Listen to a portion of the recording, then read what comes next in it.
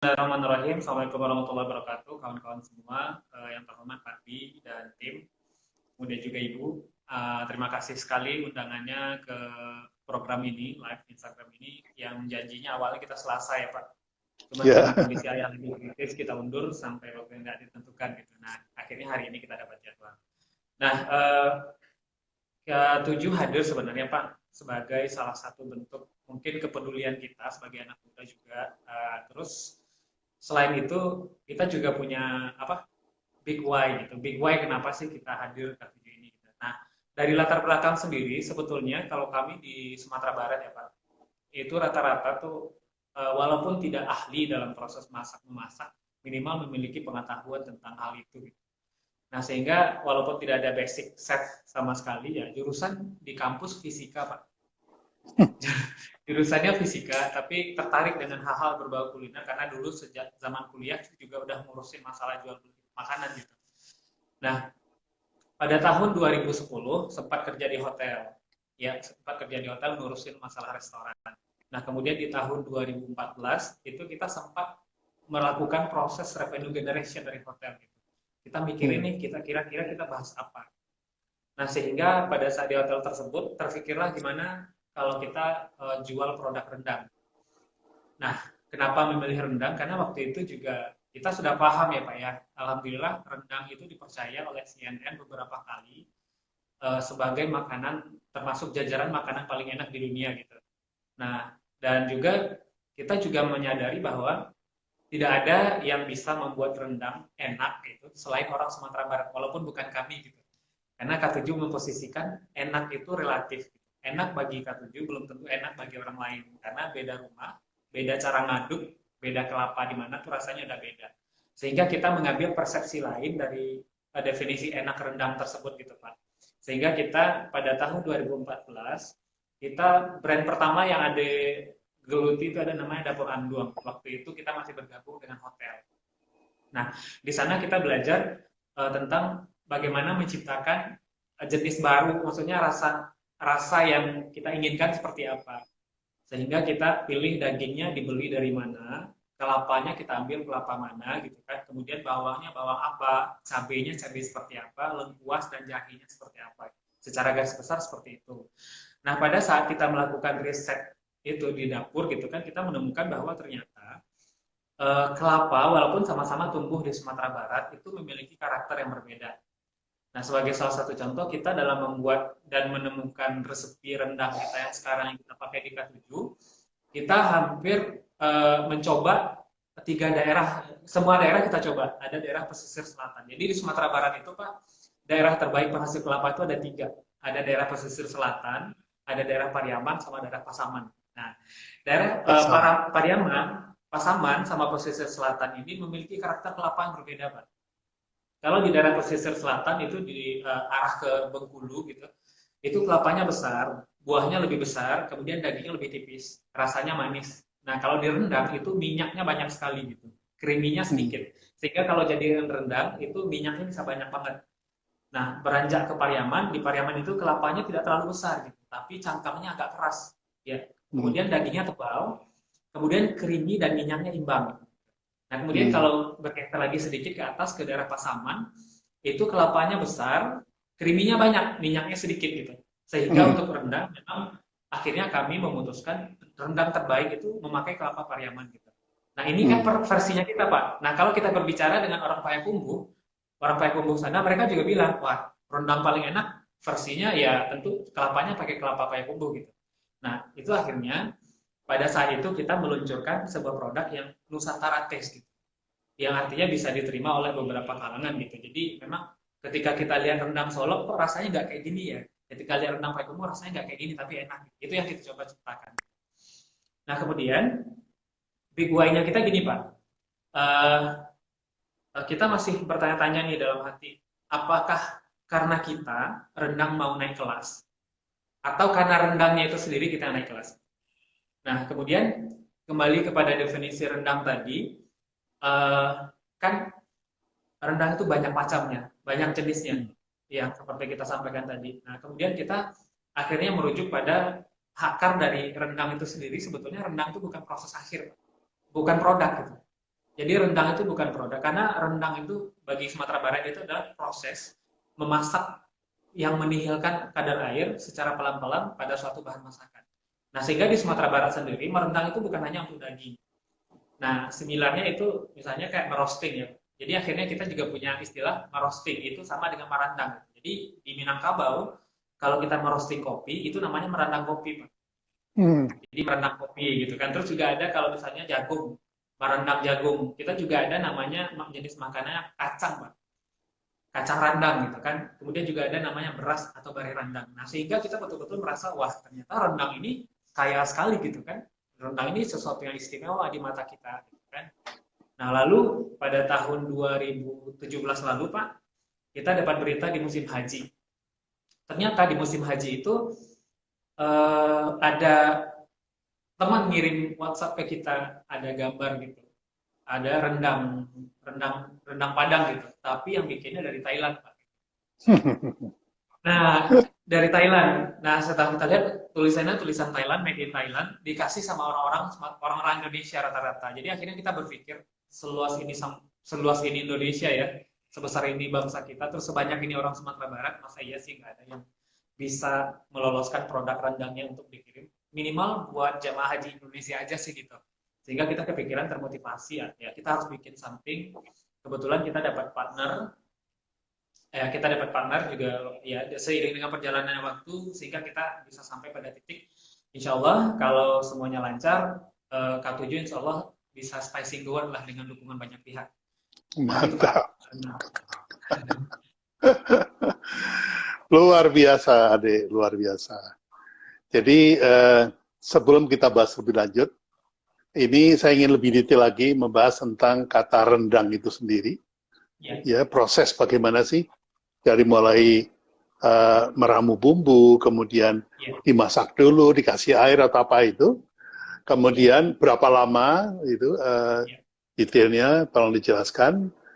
Dan kalau begitu berarti sebetulnya rendang itu bukan daging, tapi bukan hanya daging, rempah, daging. Ya, rempah dan proses. Ya, nah, rempah. Tolong diperdalam lagi tentang hal ini. Oke, baik. Mungkin dari ini dulu ya Pak ya. Ini merupakan sesuatu yang baru kita perkenalkan pada teman-teman lah. Mungkin pada Pak juga baru beberapa waktu lalu kita sebutnya. Jadi sama halnya seperti kopi Pak. Kopi itu kan satu produk, dia satu jenis biji kopi tok selesai. Sehingga rasa dari biji kopi itu sendiri itu sudah menentukan. Oh ini walaupun dia sama-sama Arabica, tapi ada Arabica Solo, misalnya Solo Rajo, ada Toraja, ada dari Aceh gitu, ada dari Wamena juga, nah ada Kintamani gitu kan, tapi sama-sama Arabica. Nah apalagi dengan kompleksnya rendang gitu Pak, sehingga hasilnya kita mengklasifikasikan sebetulnya untuk mempermudah bagaimana kita mendefinisikan dan mengklasifikasikan struktur dari rendang tadi. Nah kalau kami mengklasifikasikan dari bahan baku itu ada empat kategori. Struktur rasa dari rendang itu ada 4. Yang pertama itu adalah main ingredients. Nah, jadi rendang itu bukan hanya rendang dari bahan daging mamalia ya Pak ya, ada kambing, ada kerbau, bahkan juga kalau di kampung di daerah kita Sumatera Barat juga ada rendang rusa, karena masih ada yang berburu gitu kan, juga mungkin ada juga di situ rendang kerbau, ada di situ juga rendang sapi dan kambing serta domba, itu bisa diolah menjadi rendang. Kemudian next berbicara tentang unggas, jadi kita juga bisa bikin rendang ayam Pak. Ayam, ada rendang entok atau bebek, kita juga bisa bikin rendang bahkan dari burung puyuh. Nah, puyuh itu direndam itu bisa direndam. Kemudian ada dari bahan ikan. Bahan ikan juga biasanya kalau untuk di K7 sendiri misalnya memproduksi ikan tuna, tapi juga ada rendang dari ikan tongkol, Pak. Nah, jadi di daerah yang ada hasil bumi itu bisa direndam gitu. Contohnya juga di daerah pesisir, kan daerah Muara ya Pak ya, itu banyak kerang atau abalon. Nah, orang di daerah pesisir juga punya rendang khas, itu rendang kerang gitu. Dan semuanya pasti punya peminat yang fanatik gitu, suka rendang kerang, nah seperti itu. Itu main ingredients. Yang kedua adalah body. Body itu ditentukan oleh kelapa, cabai, bawang, lengkuas, dan jahe. Nah, ini berdasarkan pengalaman kita. Jadi beda seperti bisa kita bicarakan tadi Pak, ada pesisir selatan, ada Pariaman. Pokoknya di setiap daerah yang memiliki varietas kelapa pasti menghasilkan cita rasa yang berbeda. Bodi, itu masalah bodi. Kedua juga bawang. Bawang ini berfungsi sebagai pemberi rasa manis kepada rendang tadi. Juga dengan santan, dia berkolaborasi, mereka memberikan rasa manis gitu kan. Nah, sehingga pemberian bawang yang berbeda, spesies bawang yang berbeda akan memberikan sensasi rasa yang berbeda. Nah, yang nggak kalah pentingnya adalah lengkuas atau lengkuas dan jahe. Nah, jadi kalau di Sumatera Barat kita mengenal ada dua jenis lengkuas jahe nih. Ada jahe kalau kita di Padang sebutnya supadeh padi gitu, atau jahe padi yang bentuknya kecil tapi rasanya nendang gitu kan. Nah, itu enak banget untuk dijadikan rendang gitu kan. Kalau kita pakai jahe yang lebih besar itu rasanya juga akan berbeda. Nah, itu body. Kemudian ada seasoning, Pak. Seasoning itu lebih kepada daun-daunan seperti daun jeruk, ada daun kunyit, kemudian daun serai, daun salam, segala macam yang bersifat segar, masih mengandung kadar air. Dia akan memberikan efek yang berbeda, sehingga kita punya takaran sendiri nih untuk jahe, untuk daun serai berapa banyak. Nah, kemudian juga yang terakhir adalah spicing. Nah, spicing ini adalah salah satu misalnya dengan menambahkan cabai. Jadi orang kan kadar pedasnya beda-beda, Pak. Level kepedasan yang dimiliki, yang toleransi bagi orang itu beda-beda. Nah, kita untuk spicing itu bisa memakai cabai biasa, cabai keriting, bisa pakai cabai rawit, bahkan juga ada yang minta pakai merica. Nah, kemudian di dalam sana juga ada pala, cengkeh, star anise yang memiliki efek-efek membangkitkan panas tubuh. Itu 4 kategori. Di dalam rendang sendiri yang artinya dengan memainkan, ya, main ingredientnya diganti, matriksnya itu bisa banyak. Sehingga lahirlah banyak rasa rendang, jenis rendang, varian rendang dari 4 kategori tadi. Seperti itu, Pak. Nah, untuk prosesnya sendiri, sebetulnya merendang itu dimulai dari kebutuhannya, Pak. Maksudnya kita adalah rendang itu kan banyak jenisnya. Ada rendang yang memang tidak, kan ada orang nanya ini rendang kering apa rendang basah sih gitu. Sebetulnya bukan kategori rendang kering apa basahnya, tapi pada prosesnya aja. Kalau rendang kering itu otomatis kadar airnya itu sangat sedikit gitu. Mungkin sudah di bawah 60% atau 70% gitu. Kadar airnya gitu kan. Tapi kalau rendang yang basah itu artinya dia masih bersifat, masih ada masih agak encer gitu, dan juga tidak terlalu seperti serbuk. Nah, kalau di Minangkabau sendiri, biasanya kalau untuk pergi jauh atau ibadah haji, dulu kan pakai kapal ya, Pak. Kita biasanya menggunakan rendang kering. Rendang kering itu 3 bulan tidak dipanaskan, itu masih tetap bisa dimakan dan rasanya masih enak. Nah, tapi kalau rendang yang kering tersebut, memang orang kebanyakan mungkin akan kurang suka, karena rasanya tuh sudah terlalu padang banget dan juga mungkin udah mulai keras. Nah, rendang yang banyak beredar sekarang itu adalah rendang yang ya istilahnya setengah kering lah gitu, masih ada kadar airnya juga masih lumayan tinggi. Nah, itu dari segi proses penyiapannya. Nah, untuk membuat rendang itu awet itu juga ya walaupun tanpa pengawet itu juga prosesnya juga menentukan gitu. Misalnya seperti kalau kita pengen rendangnya lebih awet, kita masaknya mungkin nggak pakai tungku api secara langsung gitu. Boleh pakai kayu bakar, tapi kayu bakarnya diset sedemikian rupa sehingga asapnya nggak masuk gitu.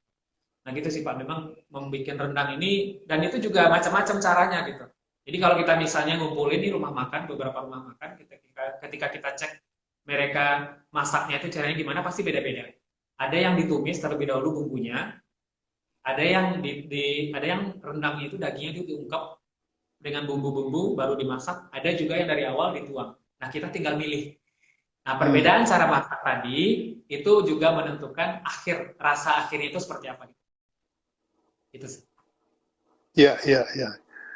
Nah, karena selera daging setiap orang itu beda-beda, jadi sebetulnya yang paling fair adalah kita menyiapkan bumbu saja, dagingnya terserah Anda. Ya, betul. Gimana? Pendapat Anda gimana? Pada akhirnya seperti ini, Pak. Jadi misalnya nih, pada tubuh sapi, di anatomi sapi, tidak semua daging bisa kita rendang, Pak. Tidak semua daging kita bisa rendang. Dan juga tidak semua daging kita bisa jadikan dendeng. Atau misalnya seperti hal-hal lain gitu. Tapi pada bagian sapi, kalau di K7 sendiri, kita memakai bagian namanya topside. Ya, kita memakai namanya bagiannya topside. Kenapa kita pilih topside? Yang pertama dari segi ketersediaan. Nah, ketersediaan topside itu paling banyak. Dari struktur sapi, daging topside itu paling banyak. Yang pantas dan layak untuk direndang. Kemudian, kalau misalnya pengen custom, jadi kan ada orang macam-macam ya Pak. Ada suka dagingnya itu lebih alot. Maksudnya alot itu artinya punya masa ketika digigit gitu. Ada yang pengen dagingnya itu empuk banget. Nah, itu bagian-bagian tertentu itu bisa kita cari. Nah, memang fair ketika misalnya kita sediakan bumbu yang rempah-rempah tadi dengan segala macam kondimennya, lalu main ingredientnya kita susulkan belakangan. Itu juga cukup fair menurut kita. Nah, kenapa? Karena misalnya ada orang yang suka bagian itu khas dalam, Pak. Khas dalam setiap sapi itu tidak mungkin lebih dari 10 kilo. Nah, jadi kalau misalnya kita bilang kita pengen produksi khas dalam, semua daging kita yang kita pakai untuk rendang khas dalam mungkin nggak bakal cukup di sapinya gitu. Atau juga mungkin ada bahagian daging yang mengandung lemak. Jadi kan ada orang yang suka daging untuk rendang itu daging tanpa lemak, Pak. Kenapa? Karena mungkin orang tidak suka makanan yang terlalu banyak lemaknya gitu kan. Tapi juga ada sebagian orang yang suka malah ada lemaknya, Pak. Ada gaji-gajinya dikit. Itu lebih juicy. Nah, ada orang suka seperti itu gitu. Jadi fairnya adalah memang ketika misalnya pengen masukin dagingnya itu gitu. Satu lagi, contohnya untuk ibadah kurban. Saat ibadah kurban rata-rata memang dijadikan rendang, Pak. Cuman saat kita menerima daging kurban, itu tidak semuanya daging yang baik untuk direndang sebetulnya. Akan tetapi ketika diproses dengan cara merendang tadi, rasanya akan tetap unik. Gitu. Jadi di dalam rendang kurban itu ada daging khas dalamnya, ada juga bagian sengkelnya sedikit gitu kan, juga pokoknya campur sari gitu. Tapi rasanya juga tetap enak. Nah, memang kuncinya memang sepertinya dibungkus. Oke. Ya. Jadi kalau kita bicara rendang dan kemudian kita ingin mencapai tataran di art of rendang, itu kira-kira fokusnya kepada apa deh? Karena kalau kita bicara rempah sama, ya. Kalau kita bicara daging sama. Kalau kita bicara proses, itu waktunya sama-sama 9 jam untuk membuat rendang. Nah, kalau kita sudah sampai kepada seni merendang, atau the art of rendang ini, itu kira-kira fokusnya kepada yang mana, Dek? Silakan. Kalau di kita sih Pak, kan kita sudah berproses membuat rendang ini, sebetulnya kalau untuk orang Sumatera Barat, begitu pandai makan Pak, udah kenal sama rendang. Kita diajari makan pertama itu dengan rendang, bumbu rendang itu dibalurin ke nasi, itu dikasih suap sama kita, itu udah mulai kita mengenal rendang itu. Dan rendang yang paling enak tentu saja adalah rendang ibu kita Pak. Karena pertama kita tumbuh itu dengan rendang masakan ibu gitu kan, atau masakan nenek, pokoknya yang ngasih kita supply dari waktu kita baru mengenal rasa seperti itu. Nah, sebetulnya kalau di kita, ya kita berkaca pada proses yang K7 alami Pak. Jadi memang yang namanya proses dari awal kita mulai sampai sekarang tentu saja ada hal-hal baru yang kita temukan. Karena seiring dengan mungkin banyaknya orang mencicipi produk kita, masukan-masukan yang datang ke kita dari teman maupun dari buyer gitu ya. Ternyata yang paling berpengaruh itu adalah pada masalah body seasoning. Body dan seasoning Pak yang paling pengaruh, karena main ingredients itu rasanya akan seperti itu aja. Daging ya sosok. Daging misalnya paling pengaruh daging ini gini Pak, kebanyakan pedagang daging yang jadi supplier, kalau misalnya produksi kita masih di bawah 30 kilo, 20 kilo per hari, itu kita bisa beli daging segar. Dari petani, dari peternak, kita bisa beli daging segar. Itu rasanya agak sedikit manis. Nah, cuman juga ada kendala lain nih, misalnya Pak, seperti kenapa ada pertanyaan daging kok ada alat gitu kan, ada nama proses seperti rigor mortis. Rigor mortis itu adalah gejala yang timbul saat kita menyembelih hewan tersebut berada dalam keadaan stres. Sehingga saat disembelih, saat nyawanya melayang, itu dia kejang, sehingga ketika dimasak dia akan sedikit alot. Hal tersebut tidak ketemu saat kita menggunakan daging beku. Karena untuk menghilangkan gejala rigor mortis itu minimal dia didiamkan selama 2 kali 24 jam gitu. Sehingga gejalanya itu hilang. Sehingga daging itu empuk. Rata-rata seperti itu. Nah, alat atau empuknya rendang tadi sebetulnya kalau bagi kita yang ngerti rendang itu ada hal yang lumrah sebetulnya. Nah, tergantung kita nanti prosesnya seperti apa. Karena kalau dagingnya alot diproses pasti ada tambahan sesuatu seperti getah pepaya yang mengandung papain yang bisa melunakkan atau melembutkan daging seperti itu. Nah, yang paling penting ternyata justru pada bumbu-bumbu tadi, Pak. Seperti yang kita sampaikan tadi, kelapa. Jadi ketika kita memasak daging yang sama, gitu, untuk dengan kelapa dari Payakumbuh, dengan kelapa dari pesisir, dengan kelapa dari Pariaman, dia akan berbeda. Hasilnya itu akan berbeda. Jumlah minyaknya, creamy-nya, kemudian sensasi rasa itu akan berbeda.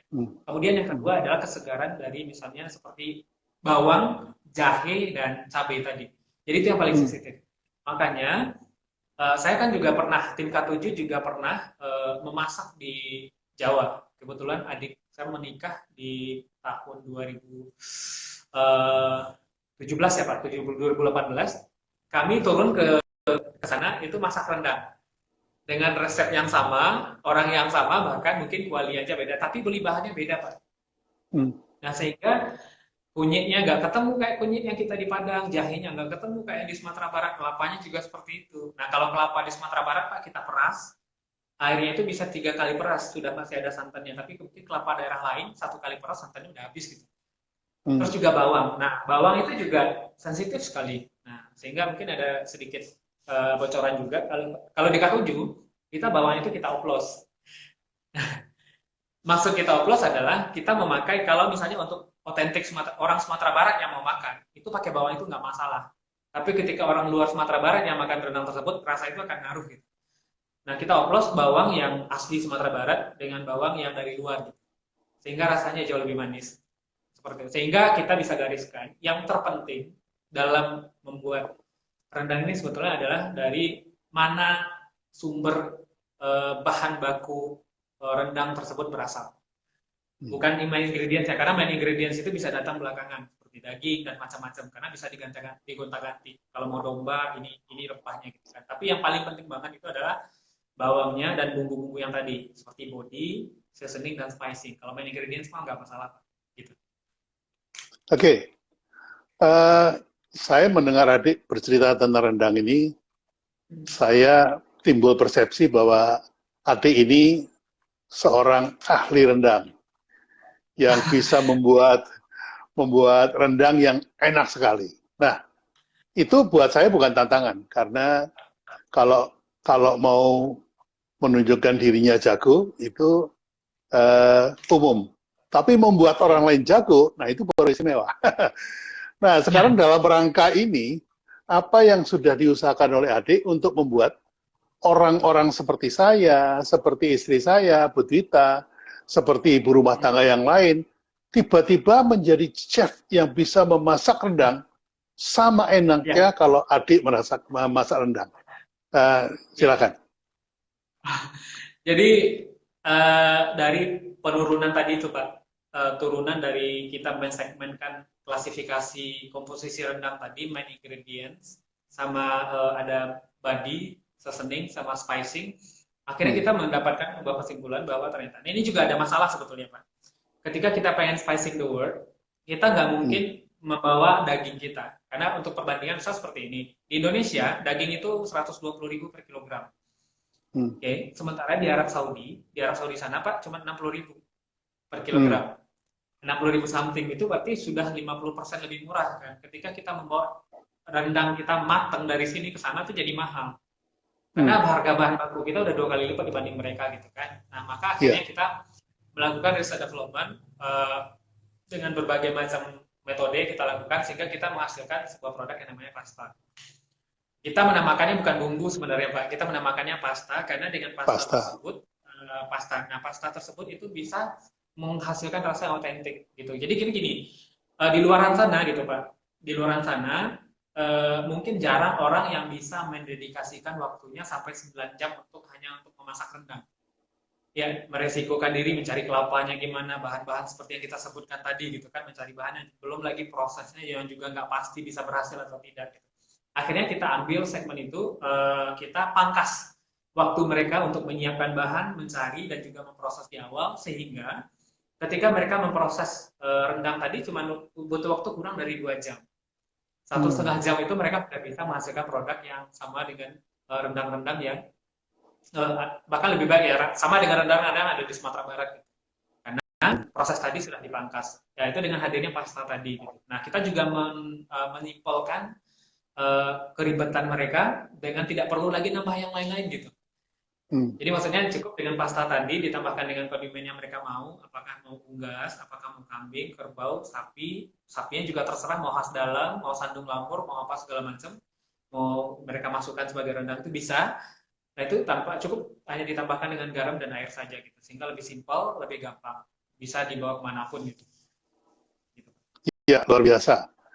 Jadi apa namanya, dengan pasta rendang K7 ini semua orang bisa bikin rendang. Seperti itu ya, Ya, kira-kira ya. itu sih kita sederhanakan seperti itu, Pak. Kita sederhanakan Ya, seperti luar itu. Karena biasa. ya, karena contoh saja dengan kondisi kayak sekarang, Pak. Ya, tentu saja kalau harganya bisa jadi lebih hemat gitu kan. Kemudian juga setidaknya merasakan sensasi, Pak. Gue bisa jadi menghasilkan rendang nih gitu, rendangnya enak Ya, lagi daripada warung-warung dan lain.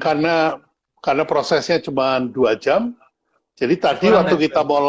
kita mulai eh, live ini, Ya, dimasukin daging dan pasta ya, tadi, taruh di atas ya. kompor, Ah, buka puasa bisa dimakan ya. bisa, bisa Pak. Satu setengah Uh, jam rata-rata kita pernah kan waktu diundang ke Arab Saudi ke Jeddah untuk presentasi di depan supplier food and beverage di sana kan kita coba demo Pak. Jadi bahkan dalam waktu 3 jam kita bisa masak 2 kuali, oh, 2 jam. itu Jadi kita bentuknya kayak metode bentuknya itu. kayak apa, Dek? Bentuknya bisa ditunjukkan ke teman-teman nggak? Nih pastanya kayak gini. Rata-rata sih seperti ini lebih lebih kepada bentuknya memang coklat keemasan, belum hitam. Hmm. Coklat keemasan, jadi sebetulnya ini trik lagi, tapi nggak apa-apa di-share buat teman-teman semua. Kita ambil kondisi seperti ini, seperti kondisi titik saat daging atau bahan akan dimasukkan. Nah, proses memasak sampai seperti itu. Nah, karena begitu. Nah, Hmm. karena kalau seandainya sudah ini risikonya kalau terlalu matang, terlalu lama kita proses, dia nggak bisa lagi menyatu dengan produk lain, dengan bahannya, dengan dagingan Oh, lain gitu. Nah, makanya sampai pada titik titik tersebut lah yang agak lama, lumayan lama kita mencarinya. Gitu. Nah, produk ya. ini bisa 2 kali lipat Pak maksudnya, nggak perlu ditambah apa-apa lagi. Artinya di sini sudah ada lengkap semuanya dengan bobot 250 gram, ini bisa untuk memasak 500 gram. Jadi kalau misalnya pasta ini 1 kilo, bisa untuk memasak 2 kilo daging. 1 kilo untuk 2 kilo Kalau daging. ya, kalau lihat bentuknya kayaknya bisa juga untuk ini ya, taruh di atas Indomie atau di atas Ya. apa namanya, spaghetti gitu ya. Kelihatannya kok seperti pasta yang apa namanya bisa dicampur gitu ya. Ya. Untuk bumbu nasi goreng Jadi nggak bisa ya? benar. Jadi waktu itu Pak kita pernah di asesor sama ada chef dari Hilton Mekah. Jadi salah satu calon buyer kita bawa produk ini ke sana. Nah mereka cobakan untuk beberapa jenis makanan. Nah jadi mereka gunakan untuk nasi goreng. Jadi dijadikan bahan pencampur nasi goreng untuk pasta. Pasta itu cocoknya misalnya untuk aglio olio. Setelah dimasak, pastanya ditaburin rendang ini di bumbu rendang. Kemudian juga untuk rendang sendiri. Rendang ini mereka kebetulan waktu itu mereka cobakan untuk rendang ayam. Kemudian juga untuk bahan bumbu sate. Hmm. Barbecue, kita belum pernah coba barbecue sih Pak, tapi sepertinya barbecue dengan bumbu rendang kayaknya juga oke gitu. Barbecue bumbu rendang gitu kan. Kemudian juga mereka cobakan untuk sayur.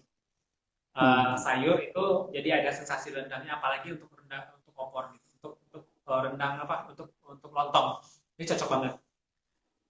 Untuk roti juga pas. Jadi teman-teman kita kan punya beberapa produk seperti pizza rendang Pak.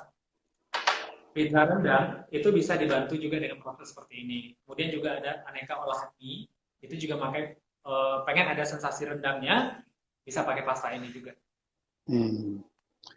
Baik, Dek. Ini tanpa terasa waktu tinggal eh, 20 menit.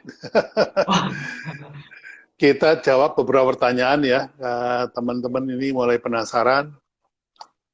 Ini dari Juragan Hijrah.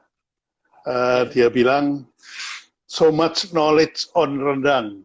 ya, Waktu zaman kuliah di Bandung, biasanya ah, kalau ke rumah makan Padang, tinggal hap, bahkan minta ekstra bumbu rendang aja udah nikmat dengan nasi panas yang menggunung. iya, Ya betul-betul. Rendang memang yang kita kenal itu dari rumah makan Padang. Kita ya, tidak pernah tahu uh, chef rumah makan Padang itu asalnya dari mana. Dari Pariaman, dari Pasaman atau dari mana ya, gitu ya. ya, Itu apa namanya uh, kita nggak tahu. Kita tahunya cuma ya, rendang restoran sederhana, rendang Iya, restoran beringin, rendang restoran iya. apa ya, pagi sore gitu ya. Pagi sore Tapi Natrabu, ya betul. Natrabu Contoh dan contohnya ada alumni namanya Uni Novia. Itu dia bikin oh, bumbu rendang. Dia tinggalnya di Palembang. Adik kenal juga. Itu ternyata beliau mengaku bahwa itu resep ibunya dari Bukit Tinggi. ya, Jadi beda lagi itu rasanya iya, beda. dengan yang lain lagi. Karena ada, Hmm, kalau nggak salah ada eh, aslinya 3, tapi akhirnya berkembang menjadi 7 ya. iya Apa betul. namanya, rasa rendang itu. Oke, Rasa rendang. berikutnya ingin dijelaskan apa sih arti dari K7? Oke, K7. Jadi ini agak agak kadang agak sering ini ya Pak, sering meluruskan yang disebut oleh teman-teman gitu. K7 itu biasanya dianalogkan dengan K dan 7. Hmm. Jadi K7 itu bukan angka. K7 itu bukan angka. K7 itu adalah frasa dalam bahasa Minangkabau yang artinya suka, Pak. Nah, suka di jadi bahasa Minangkabau ini agak mirip-mirip bahasa Arab sih. Maksudnya bahasa Arab itu ketika letaknya di depan, di belakang, di tengah itu beda gitu. Ketika dibawakan dengan kalimat yang satu dan kalimat yang lain maknanya juga bisa berbeda. Nah, K7 itu melambangkan frasa yang bisa mewakili hasil asesor lima indera. Jadi K7 itu lebih kepada suka, sukanya ini lebih cenderung ke makanan. Jadi suka dilihat, jadi kelihatannya enak, suka di aroma, aromanya K7 di aroma, enak aromanya, K7 di rasa, apalagi rasanya lama gitu kan, K7 suka rasanya. Kemudian ketika diucapkan enak, K7 di dana, kemudian ketika dipegang teksturnya empuk, kemudian bumbunya itu tidak, artinya bumbu itu memang mudah sekali untuk dibalurkan dengan apa, jadi K7 itu hasil asesor 5 panca indera gitu. Nah, kemudian di lambang atau di logo kita sendiri memang kita agak sedikit banyak ya, jadi kita cantumkan di situ hasil apa, lambang-lambang tersebut itu ada di ukiran rumah adat Minangkabau. Jadi memang K7 ini Minang banget sih sebetulnya. Kata-kata K7 itu setiap hari hampir kita temukan dan hampir diucapkan semua orang di Minangkabau kata-kata K7. Gitu Pak. Oke. Nah, ini ada lagi yang bertanya, namanya Rizaldos, Ya, Rizaldo SR. ya. Udah adik, gimana menentukan pasar karena dengan harga yang lebih mahal dari rumah makan Padang, bagaimana cara mengakali agar buat customer tidak kapok? Silakan. Ya, jadi artinya memang kita lihat pangsa pasarnya nih memang kalau untuk rendang adalah jadi eh, memang bisa dikatakan rendang ini bisa kita sesuaikan sebetulnya dari saldo. Kenapa begitu? Misalnya untuk budget, misalnya kita menyasar pasar yang menengah ke bawah misalnya, kita bisa menggunakan bahan baku yang tidak terlalu mahal. Artinya yang sesuai dengan, makanya kita lebih memposisikan diri kita sebagai custom gitu. Jadi bisa jadi untuk pangsa pasar, mereka kan lebih penting bumbu sebetulnya. Lebih mementingkan bumbu, sensasi memakan dengan bumbu tadi. Bisa jadi kita keluarkan produk dari hati. Hati atau ampela, segala macam itu harganya bisa lebih murah. Nah, tapi dibandingkan dengan rumah makan Padang itu eh, kalau yang terkenal, yang famous, harganya juga cukup mahal, bahkan mungkin lebih mahal dari produk K7 sendiri gitu kan. Akan tetapi kita memberikan value added yang kita berikan adalah kita kalau di rumah makan Padang kan mungkin paling 3 hari udah nggak bisa dimakan. Nah kalau kita pengen jual dengan kemasan seperti ini, tentu saja misalnya kita harus pikirkan kemasannya divakum dulu, disterilkan, kemudian juga mungkin diberikan kemasan atau packaging yang lebih baik gitu. Sehingga cocok diberikan sebagai hadiah, dibawa bepergian untuk traveling, kemudian juga mungkin bisa sebagai pemberian gitu, gift. Nah, itulah yang membuat value added kita itu bisa lebih baik. Nah, kemudian selain itu mungkin untuk mengatasi market segment, rasa-rasanya kita juga bisa berikan edukasi sih dan membangun brand, apalagi rendang di tengah banyaknya orang yang bisa membuat rendang itu juga merupakan perjuangan yang lumayan juga sih menurut kita. Hmm. Gitu sih. Ya, ya, ya, ya. Ya, yang penting everybody can make rendang. Iya, iya betul. Oke, ini ada pertanyaan lagi nih. Nurul Fathia 23.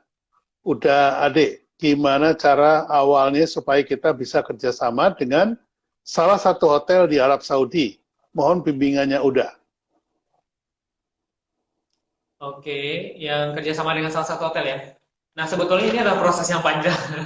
Ini prosesnya itu cukup panjang. Jadi yang jelas kita berterima kasih pada. Jadi yang paling membantu kita yang pertama adalah salah seorang partner kita. Beliau adalah dulu penggiat travel umroh gitu. Beliau memantik memantik apa semangat kita untuk mengibarkan atau mempopulerkan rendang ini bukan hanya Sumatera Barat tapi juga ke luar negeri. Salah satu tempat yang paling banyak orang Indonesia berkumpul setiap tahun itu adalah di Mekah, ada di Arab Saudi gitu kan. Sehingga kita memang prioritas untuk ke sana. Nah, caranya adalah memang ikuti event. Nah, alhamdulillah juga dulu di tahun 2017 kita dapat partner travel umroh dari Arab Saudi.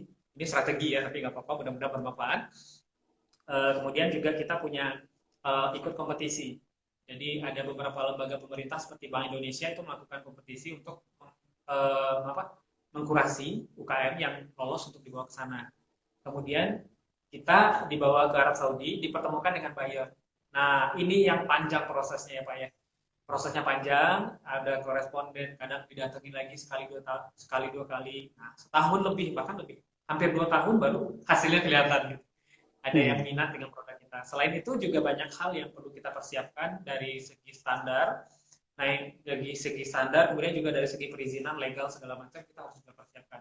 Nah, ketika kita sudah memenuhi hal tersebut, nah baru kita cari partner importer dari daerah sana. Nah artinya kalau misalnya kita memiliki effort yang cukup bagus, gak apa-apa ikut aja dari awal. Ketika ada lembaga negara melakukan kurasi ikut, mudah-mudahan lolos, terpilih dan dibawa ke sana. Kan setelah sampai di sana, tinggal giliran kita nih. Kalau kita aktif ya dapat, kalau kita diam ya akan dapat. Gitu. Ya, oke. Ini ada lagi komentar kalau ini dari Juragan Tajir. Ya. Jadi bisa bikin rendang, bukan cuma bisa bikin brand, tapi bisa bikin berendang. Iya. Ya, semoga makin takjir kali. Nah, pertanyaan buat Pak Pi, mengapa kita kerap menemukan makanan India, Thailand di luar negeri, seperti di Jepang, kari sudah berasimilasi dengan lidah orang Jepang, sementara makanan Nusantara kita sulit menemukan. Maksudnya di luar negeri ya. Ya, memang ini sebetulnya bukan kerja UKM, ini adalah kerja pemerintah sebagai fasilitator. Justru kita mesti nanya, itu duta besar itu ngapain aja? Gitu. Jangan-jangan cuman jalan-jalan aja itu duta besar itu. Saya pernah dikasih tahu oleh mantan duta besar Polandia, Pak itu dia mengatakan dia sendiri kecewa sekali dengan cara-cara Indonesia mempromosikan produk-produk UKM karena di kedutaan besar yang begitu besar itu disediakan cuma ruangan 2x2 meter, isinya itu sudah kayak gudang. Katanya itu adalah ruangan promosi produk-produk Indonesia, kan kurang ajar itu. Ya mudah-mudahan ada kemajuan lah ya dengan adanya COVID ini. Mudah-mudahan semua sadar bahwa sebaiknya kita bekerja sesuai dengan tupoksinya masing-masing. Baik, dari Itihak, rencana K7 untuk go internasional kemana aja nih? Mungkin negara-negara lain ada yang menarik dan alasan apa ke negara itu? Mantap K7 ID. Silakan. Ya, sebetulnya kan kita yang ya ini ada hikmah COVID sih Pak sebetulnya. Kita sudah ada kontrak dengan Arab Saudi sih. Kita mau mensuplai untuk ready to eat food bagi jemaah haji asal Indonesia. Harusnya sudah eksekusi, cuman ya gara-gara COVID kita nggak tahu apa yang disiapkan Allah di balik semua ini. Tapi yang jelas sasaran utama kita di K7 adalah kita pengen spicing the world itu mulainya dari Arab Saudi sih. Seperti itu. Ada sebagian orang mengatakan bahwa Saudi nggak tepat gitu kan. Cuman mungkin mereka belum sempat bermukim di Saudi lebih dari 1 bulan barangkali ya. Karena ketika kita mukim di tempat lain, misalnya seperti kita orang Indonesia, mau nggak mau di hari ke-8 pasti kita sudah kangen yang namanya masakan-masakan Indonesia. Apalagi di Saudi sendiri, hampir 1,4 juta penduduk Indonesia yang datang ke Saudi setiap tahun. Nah, di Saudi mereka juga pasti ada namanya lunch dan juga ada dinner. Mungkin nggak kita harapkan setiap hari mereka makan produk kita, mungkin bisa jadi diselingi itu sudah luar biasa jumlahnya. Selain itu, Mekah adalah Arab Saudi juga adalah negara yang banyak dikunjungi oleh orang-orang di seluruh dunia, bukan hanya untuk beribadah tapi juga untuk urusan bisnis. Rasa-rasanya sangat memungkinkan bagi kita untuk memulai dari sana dulu. Gitu. Nah, memperkenalkan Indonesia dari titik yang paling kita bisa. Ya, kalau di K7 ya artinya Spicing the World dimulai dari kami menyiapkan menu-menu yang mungkin bisa kompatibel, dinikmati oleh orang Indonesia, bahkan juga kita sesuaikan, juga bisa disesuaikan dengan cita rasa dari mereka sendiri. Nah, di Dubai, tempo hari tahun 2019 kemarin, di tahun 2019 kemarin kita pernah ke Dubai dan salah satu tokoh ekonomi di sana, bisnis di sana mengatakan, bisa nggak saudara menghadirkan kalau biasanya samosa itu kan pakai bahan kari kambing, bisa nggak sih isi samosa itu kamu ganti dengan rendang? Gitu. Nah ini lagi kita kerjakan, lagi kita jawab tantangan tersebut. Mudah-mudahan kita bisa untuk action untuk hal tersebut. Nah tapi seperti yang Pak Bi bilang tadi, kita di UKM tuh nggak bisa bergerak sendirian. Gitu. Dan juga kita nggak punya energi sebesar itu gitu. Tapi mudah-mudahan ada yang dengar dari pemerintahan, ada yang bisa support kita lah minimal untuk memberi akses kita ketemu sama orang-orang tersebut. Nah, pernah juga teman-teman bilang negara berikutnya kan pertama Arab Saudi nih, udah jelas Arab Saudi. Nah, kemudian juga ada beberapa daerah yang sebetulnya sudah punya kontrak dengan pemerintahan daerah Sumatera Barat. Misalnya seperti daerah Jerman. Tempo hari orang Sumatera Barat sudah sampai ke Jerman. Nah, cuman karena masalah perizinan, juga masalah kesanggupan dan kapasitas produksi dari UKM sehingga tidak terisi. Nah, sebetulnya gitu aja sih. Untuk masuk ke negara luar sana, termasuk juga bahkan Jepang, itu ada beberapa syarat dan syarat tersebut yang sulit untuk dipenuhi oleh kelasnya UKM. Seperti perizinan yang lumayan lengkap, kemudian dokumen yang membingungkan, ditambah di sana, di luar negeri sana, kita juga harus punya partner. Kita harus bekerja sama dengan importir dari negara tujuan. Nah, itu kan bagi UKM yang nggak punya siapa-siapa akses di luar sana tuh lebih bisa dibilang mustahil sih gitu, kalau nggak dibantu. Gitu. Baik. Insya Allah UKM 4.0 akan menyediakan fasilitas itu. Jadi nanti kita bisa kirim ke negara tujuan dan kalau betul bahwa untuk promosi produk yang paling tepat dari Indonesia adalah Arab Saudi. Karena begitu ibadah haji, itu manusia dari seluruh dunia ngumpul di satu tempat. Ya. Nah, kalau mereka kita bikin kenal sama rendang, maka ketika mereka pulang ke negara masing-masing, mereka akan membawa kenangan tentang rendang. Dan tentunya kenangan tentang Indonesia. Jadi, Indonesia Spicing the World itu nggak perlu muter-muter atau gimana, ya sudah di situ aja. Nah, kalau untuk pasar itu negara yang paling gede dan punya kemampuan untuk menyerap produk dari Indonesia adalah Cina. Karena penduduknya 1,5 miliar dan mereka cukup dekat dengan rasa-rasa Indonesia. Karena orang Indonesia tuh makan masakan Cina itu enak aja. Kita makan capcay enak, makan mie enak, mie goreng enak. Yang instan pun enak ya. Jadi menurut saya dua hal itu yang harus dilakukan dan kami sedang mengerjakannya. Sayang terganjal dengan COVID, kita sekarang jadi akan mengerjakannya lewat internet saja dan kita sudah sampai di penghujung dari tes physical test dari aplikasi kita. Mudah-mudahan nanti nggak lama lagi kita sudah bisa ekspor ke negeri Cina dan juga ke Arab Saudi. Baik, ini tanpa terasa waktu tinggal 3 menit lagi deh. Jadi silakan dirangkum tentang rendang dan juga pengalaman adik mengolah kemungkinan ekspor supaya teman-teman UKM juga tidak kecil hati. Karena nggak cuma rendang saja yang bisa mendunia, Karena ada beberapa produk yang sempat disebut oleh Presiden Obama waktu itu, kalau nggak salah, sate, bakso, sama apa, satu lagi apa ya?